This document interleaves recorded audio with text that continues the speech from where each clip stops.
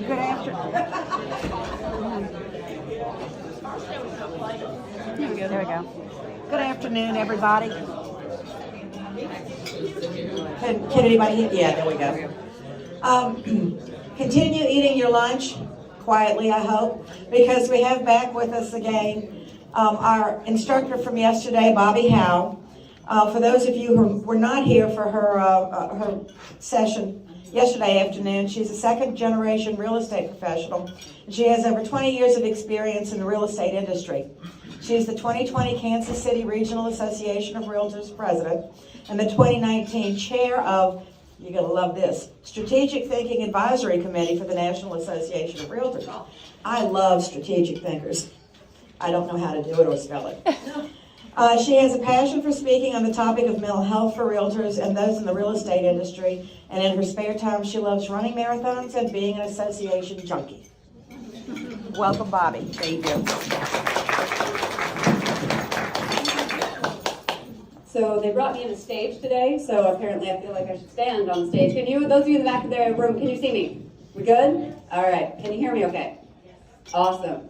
So before we really get started and going today, I need some permission from you guys. And if you say no, I guess I'm just out the room and I'm going to go back to Kansas City. It's all good. I'm going to get really, really personal today. Is that okay? Yes. There's parts of this that may get really emotional today. Is that okay? Yes. Thank you. If not, who knows what's going to happen. I need you to know that the story that I'm about to share with you, and those that you were in the room yesterday, you got a little bit of the story, is this is not something I'm ashamed of.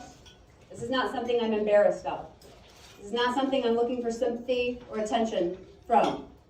This is a true story that happened to me.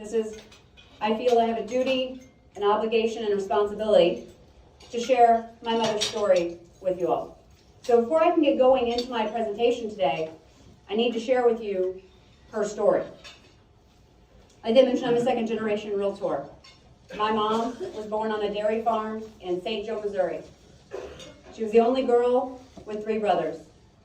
They weren't rich by any stretch of the imagination, and this was back in the 50s and 60s. Worked really hard for the things that they had. One day when my mom was 12 years old, she was walking out to the dairy barn, and she found her father, and he had taken his life. And in that moment, everything in my mother's life changed. She was no longer the youngest child, the little girl. She became a woman in that moment because she and her mother had to help raise the other 3 boys. My mom graduated from high school a semester early. She married my dad shortly thereafter. They were told they could never have children, which obviously is a lie because I'm here before you today. They never had any other children. My mom worked through a variety of different jobs. My mom was not the smartest person in the room, but she was always the hardest working person that I ever knew. She worked as a forklift driver in a factory. She worked as a school bus driver. She used to break and train quarter horses. There was a time when she was a bodybuilder. I'll get into that here a little bit later. And then she became a bank teller. And while she was a bank teller, she made friends with this gentleman who was coming through the bank almost on a daily basis, making these very large deposits. And as she got to know him, she discovered he was a broker of a local real estate company. And he took my mom under his wing like she was a daughter of his. And he helped her save up 6 months worth of living expenses so that she could go get her real estate license and become a realtor. In the first year, my mom was Rookie of the Year. Her 3rd year in the business, she was the #1 agent in our community, and she remained the #1 agent in our community for over 15 years. She, to this day, still has the top sales volume record ever. Though this year last year it may have got broken because it got really close. I watched them very carefully on the numbers. My mom was your typical top producer. The one that was too busy to be involved with the association. I saw her burn the candle at both ends, day in and day out. And I swore to God this was the one thing I was never, ever going to do. Yet here I am.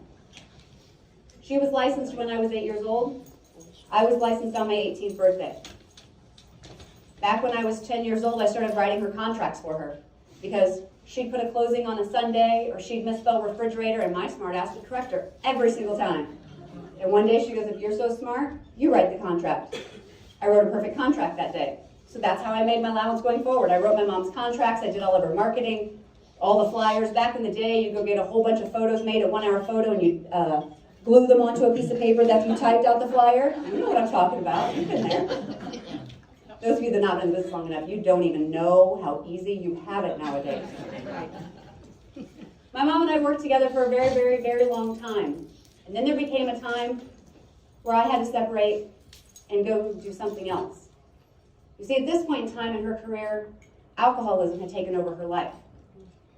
And I remember very distinctly, there was one day we were showing a church to a local attorney in town, and it was about 10:30 in the morning. And from the distance between myself and Matt Ritchie, I could smell the alcohol in her breath. And I took her outside and we had a conversation, and she said, "You don't understand, Bobbi. This is how I deal with what I'm going through." I didn't want to grow up with being attached to that being my legacy. I needed to go and create my own legacy. So what I discovered was a world within the association world was something I had never, ever experienced before. Like-minded people who knew how to balance, who wanted to help each other, who wanted to come from a place of contribution, that we weren't always fighting with each other. And I found my world and my place there. Fast forward a few years later, it's actually exactly 7 years ago this past Tuesday. It was actually the Monday after the Super Bowl of that year. And I had gone to a meeting, Realtor the Salesperson meeting at our local board. I had won, we were picking out the new winner. My mom should have also been at that meeting. She wasn't.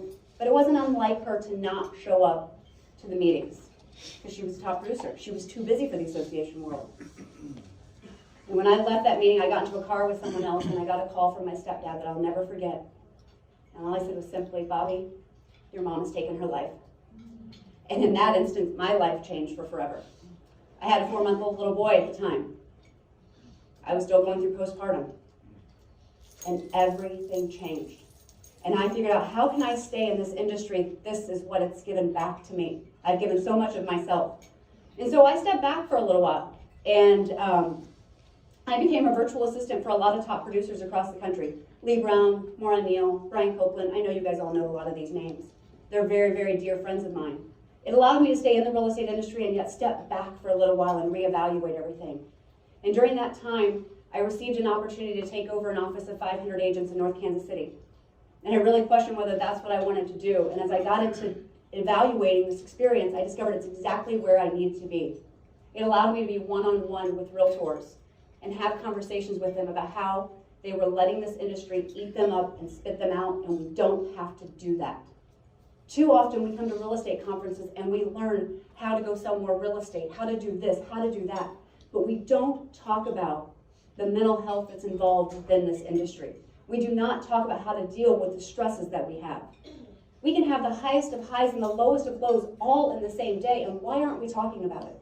So today, while you all are still finishing up your lunches, we're going to talk about how we deal with this. This is called Lessons from the Other Side. I hope that at least one of these points speaks to you on some level. I really hope more than one does. And please know that I'm always here for you. You can find me anywhere, Facebook, Twitter, wherever, and I'm here as a resource for you guys. So, very first one I need you to know, work-life balance is a misnomer. It's such a catchphrase right now. We all want work-life balance. We all want work-life balance. I need you to know that there's going to be very few times in your life when you truly have work-life balance. You're going to have times of your life that are more work-heavy, and they're going to suck. And the sooner that you just accept that and you just live with the fact that there is work life that sucks, the easier it is to just accept it and move forward. But I need you to know that you have to have the work side. We talked about that yesterday. We just can't sit back and expect business to happen to us. But the other side of that is I need you to know that you have to take time for the life side. And your business side will suffer during that time, and that's okay. Because you put in the work, you built up, you allowed yourself to have that time. You know, the purpose of business is to fund that perfect life. You get to choose what that perfect life looks like. But you have to pace yourself. Sometimes you have to hit the pause button. You know, like the Staples read, the easy button? I think we all have a pause button in our life, and we need to hit it from time to time. My mom never hit the pause button.